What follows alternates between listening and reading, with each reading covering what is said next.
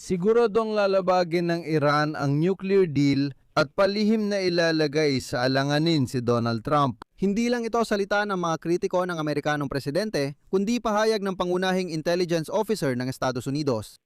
Ipinahayag ni John Radcliffe, direktor ng Central Intelligence Agency ng USA, ang pagdududa na susundin ng Iran ang kasunduan sa nuclear program. Iniulat niya ito kay Donald Trump, suportado ng datos ng intelihensya na nagpapakitang naghahanda ang mga Iranian ng lihim na pagsira sa mga kasunduan. Ang sinabi ni Radcliffe kay Pangulong USA at sa mga opisyal ay tinutumbok ang pundasyon ng kasunduang Amerikano-Iranian na ito. Ang paraan ng pag-uusap ng mga opisyal ng Iran tungkol sa kasunduan sa isa't isa ay hindi talaga tumutugma sa sinasabi nila sa mga tagapamagitan at sa Estados Unidos ng Amerika. At ang konklusyon na dapat nagpapakaba sa White House ay ganitong tunog.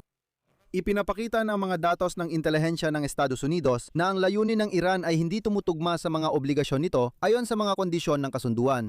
Ibig sabihin, posibleng mauwi sa malaking kabiguan ang kasunduan ng siglo. Binabalaan na rin si Trump ng intelihensya ng Amerika tungkol dito. Pag-usapan natin ito sunod-sunod. Ang pangalan ko ay Alexi Pechi. Talakayin natin ang paksang ito ng sabay-sabay. Pero bago tayo magsimula, hinihiling ko sa inyo na mag-subscribe sa channel na ito, mag-like at mag-iwan ng kahit anong komento ninyo. Huwag kalimutang mag-subscribe sa Telegram channel kong Pechi News. Nasa video description ang link. Kaya biglang inamin ng pinuno ng Central Intelligence Agency ng Estados Unidos na si John Radcliffe sa publiko na may impormasyon ng Amerika na hindi susundin ng Tehran ang anumang kasunduan na nilagdaan kay Trump. Lihim sa Tehran, pinag-uusapan nila kung paano mas mahusay na lokohin si Trump, pero bago yon, sisikapin muna nilang makakuha ng mas maraming konsesyon at pera mula sa kanya. Sinabi ni Radcliffe na kumbaga hindi pa natutuyo ang tinta, pero ang mismong intelihensya ng Amerika ay nagbababala na, niloloko kayo. Pero kahit ganito, nagdaos pa rin si Trump ng tagumpay na paputok, parada at iba pa. Noong linggo ng gabi, mayabang at formal niyang inihayag na tapos na ang digmaan. Sinabi ni Trump na inapruba niya ang ganap na pagbubukas ng kipot ng Hormuz. Walang anumang singil sa mga dumadaang barko at iniutos siyang agad alisin ang blokadang pandagat ng Amerika. Gaya ng sinabi ni Trump, mga barko sa buong mundo, paandarin ang makina at hayaang umagos ang langis na parang ilog. Pagkatapos ay nilinaw niya, syempre, ang mga detalye. Nilinaw niya tungkol sa schedule kung kailan ito mangyayari. Sabi niya, ilalatala ang memorandum sa lalong madaling panahon. Ngayon ay nanghakos siyang ilalatala ng buong teksto. Sabi niya, ito ay napirmahan na at ang kipot ng Hormuz ay ganap na bubuksan. Hindi ngayon, syempre. Sa Biyernes, 11 ng Hunyo at ang pagdaan doon ay hindi magiging may bayad, kahit na sinasabi ng mga Iranian na mananatili ang bayad. Ang opisyal na pagpirma ay sa Hunyo, 19 sa Geneva, Switzerland sa tulong ng Pakistan. Sige, maging makatotohanan tayo at tingnan ng objetibo kung sino ang tunay na nagdiriwang ng tagumpay at kung may tunay na nagwagi sa digmaang ito ngayon. Dahil ipinapakita ng Tehran ang eksaktong parehong dokumento bilang sarili nilang tagumpay, at yon ay walang alinlangan. Mas masama pa para sa Washington, kapanipaniwala ang ginagawa nila. Parehong panig ay nag-aangkin ng tagumpay pero hindi pwedeng dalawang panalo sa isang digmaan. Sinabi ni Kazem Garibabadi, pangalawang pinuno ng Ministry ng Ugnayang Panlabas ng Iran.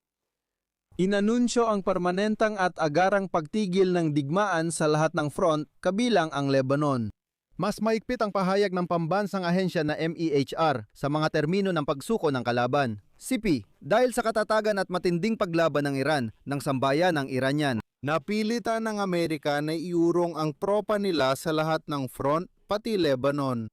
Ayon kay Galibov, tagapagsalita ng Parlamento ng Iran na lumagda sa virtual na bersyon ng kasunduan, ito ay mahalagang hakbang tungo sa pangwakas na tagumpay. Ito ang mahalagang detalye na nagpapakita ng balanse ng mga konsesyon. Ayon sa ahensyang Fars na sumipi sa kataas-taasang konseho ng pambansang seguridad ng Iran, matapos atarkihin ng Israel ang Beirut, kinansela ng Iran ang negosasyon noong linggo at handang gumanti sa Israel. Dahil sa mga huling konsesyon ni Trump, pagprotekta sa teritoryo ng Lebanon, pag-atras ng tropang Israeli at pagtanggal ng blockade, nakumbinsi ang Tehran na huwag umatake sa Israel. Uulitin ko, hindi ang Estados Unidos ang nagpilit sa Iran, kundi ang Iran ang nagbigay ng ultimatum at nagbanta ng eskalasyon. Nagbigay ng konsesyon ng Amerikanong presidente para bumalik ang Iran sa negosasyon. Sino ba ang nagtakda ng mga kondisyon? Paalala lang, noong linggo, sinabi na ni Trump halos napirmahan na ang kasunduan at pipirmahan na raw nila. Noong oras na yon, inatake ng Israel ang Lebanon. Pagkatapos, nagalit si Trump at sumigaw kung paano nangyari yon. Isang oras bago lagdaan ang kasunduan, inatake ng Israel ang Lebanon at iba pa. Pagkatapos, matindi niyang binatiko si punong ministro Netanyahu.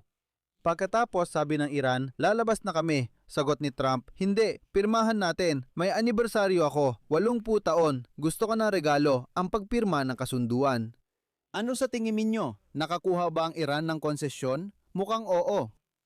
Narito ang tanong, ano ang kapalit na ibinibigay ng Iran? Sa totoo lang, halos walang material na bagay ayon sa mga kondisyon ng memorandum. Hindi pa ito ang pinal na kasunduan. Pagkatapos ng paglagda, parehong panig ay mag-aanunsyo ng agarang, ganap at permanenteng tigil laban sa riyon, pati Lebanon. Mawawala rin ang blockade sa Iran. Nangako ang Washington na hindi makikialam sa usapin ng Iran, hindi magdadagdag ng sundalong Amerikano sa rehiyon at ilalabas ang kalahati ng ari-arian ng Iran na nagkakahalaga ng $12 bilyong. At ang tanging konsesyon ng Tehran ay nailahad sa parang wala talagang mawawala sa Tehran. Kapalit ng lahat ng ito, pumapayag ang Iran na tumigil sa pagbuo at pagbili ng sandatang nuklear. Ibig sabihin, de jure at de facto, wala talagang ginagawa ang Iran. Walang makakapagpahina sa lakas militar at impluwensya nila sa rehiyon. Sa katunayan, nananatiling pareho ang Iran gaya noong bago ang digmaan. Ganon pa rin ang kanilang missile program, ganon pa rin ang kanilang drone program, at ganon pa rin ang kanilang mga proxy forces sa buong reyon na patuloy nilang susuportahan. Ang Hezbollah ay nanatiling buo at perpekto. Pagkatapos ng digmaan, kahit may kaunting pagbabago sa layunin, ipinagpaliban muna ang negosasyon ukol sa nuclear program sa loob ng 60 araw matapos ang tigil putukan. Ibig sabihin makakakuha ang Iran ng pera, bukas na kipot, pantanggal ng blockade at posibleng pag-alis ng ilang Amerikano ngayon. Ang usaping nuclear baka sa susunod na lang pag-usapan. Iyan mismo ang babala ng CIA director na yon. Ngayon, tungkol sa Israel. Dito, ang salitang kabiguan ay hindi na lang metapora, kundi parang diagnosis na mismo mula sa mga Israeli. Halimbawa, tinawag ng Washington Post na sakuna ang nararamdaman ng Israel. Sabi ng mga Israeli, sakuna. Para sa kanila, parang tinutulungan ng kasunduang ito ang madugong rehimen sa Tehran. Hindi lang kay Trump nakatuon ang galit ng mga Israeli. Nakatutok lang ito sa isang tao. Galit ang mga Israeli mula sa lahat ng panig ng politika sa pansamantalang kasunduan at tinatawag itong sakuna para sa Israel. Ibinubuhos nila ang galit kay punong ministro Benjamin Netanyahu na haharap sa halalan na yung taglagas. Matindi ang paratang na binigkas ng mga dating pangunahing lider ng bansa na kasali rin sa kampanya para sa halalan. Ayon sa mga kritiko, inilagay ni Netanyahu si Trump sa gulo laban sa Iran sa pagbibigay ng mga pangakong hindi kayang tuparin ng Amerika. Ngayon, hinahatak ni Trump ang Israel palabas ng sigalot kahit di pa ito handa. Maling naisip ng punong ministro ang kagustuhan ni Trump para sa isang matagalang digmaan. Natalo siya ng Iran sa mga negosasyon at naitaboy siya sa gilid ng ibang mga manlalaro sa riyon. Higit pa rito, nalaman na tumanggi pa nga si Trump na talakayin kay Netanyahu ang pinal na bersyon ng memorandum sa Iran. Ngayon, sinabi ni Ehud Barak, dating punong ministro at kalaban ni Netanyahu, sa ere ng PBS ang pahayag na tila magiging tema ng paparating na kampanya sa eleksyon. At ito ang kanyang sinabi, nagbabayad ang Israel ng presyo dahil sa kayabangan at pagkabulag ni Netanyahu. Lumakas ang Iran, humina ang Israel. At ito ang kanyang estratehiya, estratehikong pananagutan. Sinabi ng lider ng mga gitnang kaliwa at dating general na si Yair Galan na pinipirmahan ni Trump ang kasunduang nagpapadala ng bilyon-bilyong dolyar sa rehimen ng mga ayatollah, iniiwan ang infrastrukturang nuklear na hindi nagagalaw, pinananatili ang bantang balistiko at nag-aabot ng salbabida sa mamamatay taong rehimen sa Tehran. Tinawag ni Yair Lapid, pangunahing kalaban sa darating na halalan na yung taglagas, ang kasunduan bilang isa sa pinakanakagugulat na kabiguan sa Venice. Ang panlabas at seguridad na pulisya ng Israel ay ganap na isinagawa para kay Netanyahu. Sa press conference, inulit ni Netanyahu na misyon niya sa buhay ang pigilan ng Iran sa pagkakaroon ng sandatang nuklear. Habang siya ang punong ministro, hindi magkakaroon ng nuklear na armas ang Iran ngayon o bukas. Pero ang retorika ay lalong lumalayo sa realidad. Nangako si Netanyahu na hindi aalisin ang mga tropa mula sa Lebanon. Isa yon sa mga kondisyon ng kasunduan. Dito siya nahulog sa bitag na siya rin ang gumawa. Maaring kailanganing ihinto ang kampanyang militar sa Lebanon na popular sa Israel dahil sa relasyon kay Trump. Sapat na sa Hezbollah na magpaputok ng isang raketa sa isang lungsod ng Israel sa Hilaga para masira ang tigil putukan. Hindi ito kailangan ni Trump kaya pipilitin niyang gipitin ng Israel. Bakit ito kabiguan ng Estados Unidos, hindi lang ng Israel? Talakayin natin. Matapos ang 3 buwang digmaan, 107 araw ayon sa aking alam, lalabas ang Washington na hindi natamo ang kanilang tanging layunin. Garantisadong tinanggihan ng Iran ang sandatang nuklear, kapalit ng totoong asset gaya ng pera, pagbubukas ng kipot at pagtanggal ng blockade. Lahat ay ayos. At higit sa lahat, binalaan ng CIA Director na hindi balap ng Iran, tuparin ang mga obligasyong hindi pa niya ipinangako. Si Trump, ramdam ang kahinaan, ay maagang naghahanda para umatras. Sinabi niyang handa siyang ituloy ang aksyong militar kung hindi papayag ang Tehran sa mga kondisyon kaugnay ng programang nuklear. Pero hindi na gaanong epektibo ang bantang aatake ulit kami dahil inalis yun na rin ng hayagan ng blockade. Sinimulan nyo nang i-unfreeze ang ilang na-freeze na pera at tanggalin ang mga sanksyon.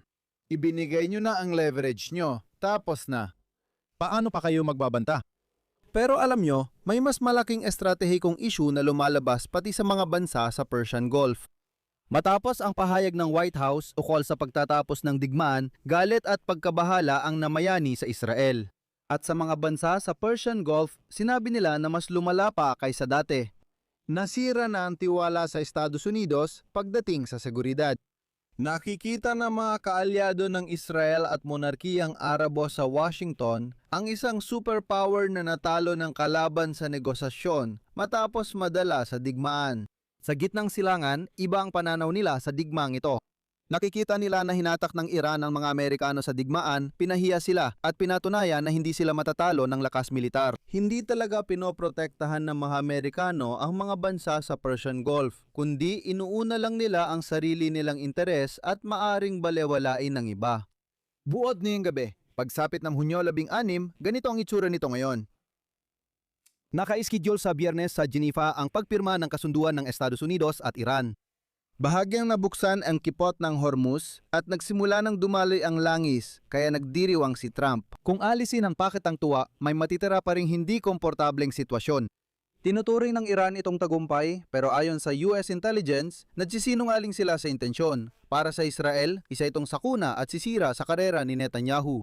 Nagtitiwala raw ang mga bansa sa Persian Gulf pero nasira na ang tiwala nila sa Amerika. Ang kasunduang ipinagmamalaki ni Trump na parang medalya ng tagapamayapa ay maaring magtala ng masamang kasaysayan. Sandaling inihayag ng Estados Unidos ang kapayapaan, ngunit talagang natalo sila sa digmaan. Ang pinaka nakakabahala sa kwentong ito ay ang babala sa panlililang ay hindi galing sa mga kaaway, kritiko o peking balita gaya ng laging sinasabi ni Trump, kundi mula sa taong namumuno sa intelihensya ng Amerika, mula mismo sa direktor ng CIA. At ang babalang ito ay sinabi na bago pa man mailagay ang unang totoong pirma sa kasunduan. Dito ako maglalagay ng tuldok. Isulat ninyo ang inyong opinyon at mga konklusyon sa mga komento sa ilalim ng episode na ito. Mag-subscribe kayo sa channel, pindutin ang kampanilya at huwag kalimutang mag-like.